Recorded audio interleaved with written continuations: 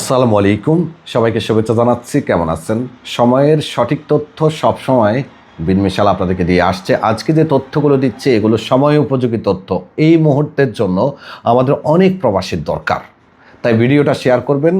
সবথেকে বড় প্রশ্ন যারা করেছেন সেটি হলো, দেশে থাকা অবস্থায় ছুটির মেয়াদ বাড়ানো যাবে কিনা, ইকামার মেয়াদ বাড়ানো যাবে কিনা, এবং সৌদিতে আমরা যারা আছি ফ্লাইট সংকটের কারণে ছুটির মেয়াদ শেষ হয়ে যাচ্ছে, এক্সিটের মেয়াদ শেষ হয়ে যাচ্ছে, করণীয় কী?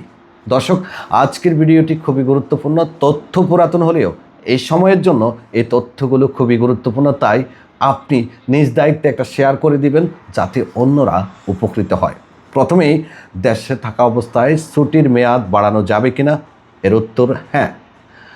2021 সালের করোনার সময় সৌদি সরকার নিয়ম করে, কোনো কর্মী দেশে থাকা অবস্থায় তার যদি ছুটির মেয়াদ শেষ হয় কোনো পরিস্থিতির কারণে, সেক্ষেত্রে তার কপিল চাইলে আফসিদ থেকে অথবা মুকিম থেকে সে কর্মীর ছুটির মেয়াদ বাড়িয়ে দিতে পারে লেট ফি দিয়ে। তাহলে লেট ফি কত? দেশে থাকা অবস্থায় কোনো কর্মীর ছুটির মেয়াদ বাড়াতে হলে প্রত্যেক মাসের জন্য 200 রিয়াল করে দিতে হয়। যদি ইকামার মেয়াদ থাকে তাহলে কপিল চাইলে আপনার ছুটির মেয়াদ আপনি দেশে থাকা অবস্থায়ও বাড়িয়ে দিতে পারবে। প্রশ্ন নাম্বার 2, আমি দেশে আছি, ইকামার মেয়াদ শেষ হলে আমার কপিল কি আমার ইকামার মেয়াদ বাড়াতে পারবে কিনা? জি হ্যাঁ, সেটাও পারবে। কপিল তার আফসিদ থেকে অথবা মুকিম থেকে আপনার ইকামার ফি সহ বাকি যে সকল কাজগুলো আছে সেগুলো শেষ করে আপনি দেশে থাকা অবস্থায়ও আপনার ইকামা বানিয়ে দিতে পারবে এবং ছুটির মেয়াদ বাড়িয়ে দিতে পারবে। প্রশ্ন নাম্বার 3, যদি কোনো কারণে ছুটির মেয়াদ এবং ইকামার মেয়াদ শেষ হয়ে যায়, সেক্ষেত্রে আমি চাইলে কি নতুন বিষয় আসতে পারবো কিনা? জি হ্যাঁ, 2024 সালের 16 জানুয়ারিতে আগের যে নিয়মটা ছিল সেটা পরিবর্তন করে সৌদি সরকার নতুন নিয়ম করেছে। কোনো কর্মী দেশে যাওয়ার পরে যদি তার ছুটির মেয়াদ ইকামার মেয়াদ শেষ হয়, সেক্ষেত্রে সে চাইলে নতুন কপিলের কাছে আসতে পারবে, পুরাতন কপিলের কোনো ক্লিয়ারেন্স লাগবে না। এবার আসুন প্রশ্ন নাম্বার 4, আমি সৌদিতে আসছি, আমার এক্সিটের মেয়াদ শেষ হয়ে যাচ্ছে, ফ্লাইট তো এখন বন্ধ, সামনে যদি ফ্লাইট না চলে বা ফ্লাইটের সংকট বেড়ে যায়, সেক্ষেত্রে কি আমি এক্সিটের মেয়াদ বাড়াতে পারবো কিনা? জি হ্যাঁ, যদি আপনার ইকামার মেয়াদ থাকে যথেষ্ট, তাহলে আপনার কপিল চাইলে 1000 রিয়াল জরিমানা দিয়ে আপনার কোনো কারণে এক্সিটের মেয়াদ শেষ হয়ে গেলে নতুন করে এক্সিট রিএক্সটেন্ড করে দিতে পারবে। এজন্য অবশ্যই ইকামার মেয়াদ থাকা বাধ্যতামূলক। আর যদি ইকামার মেয়াদ না থাকে তাহলে অবশ্যই কপিলে আপনার ইকামা করে দিতে হবে, তারপরে সে এক্সিট এক্সটেন্ড করতে পারবে।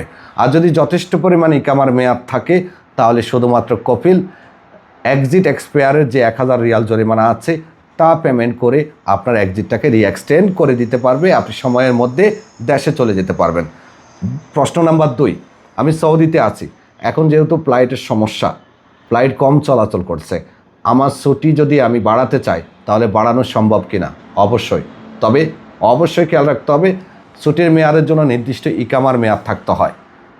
এক্ষেত্রে আপনার পুরাতন যে ছুটিটা লাগাইছে সেটা ক্যান্সেল করে আপনার কপিল নতুন করে আবার ছুটির টাকা দিলে আপনার ছুটির মেয়াদ বাড়াতে হবে। কেননা একজন কর্মীর একবার ছুটি লাগানোর পরে সেটা রিএক্সটেন্ড সরাসরি হয় না, আগের ছুটি ক্যান্সেল করে নতুন করে ছুটির মেয়াদ বাড়াতে হয়। এজন্য আকামার মেয়াদও থাকা বাধ্যতামূলক। এবার আসুন আরও একটা প্রশ্নের উত্তর দিয়ে রাখি। অনেকে প্রশ্ন করেছেন, যদি কোনো কারণে এক্সিটের মেয়াদ চলে যায়, আমার কপিল না বাড়ায়, তাহলে আমার কি হবে? তাহলে আপনি অবৈধ হবেন।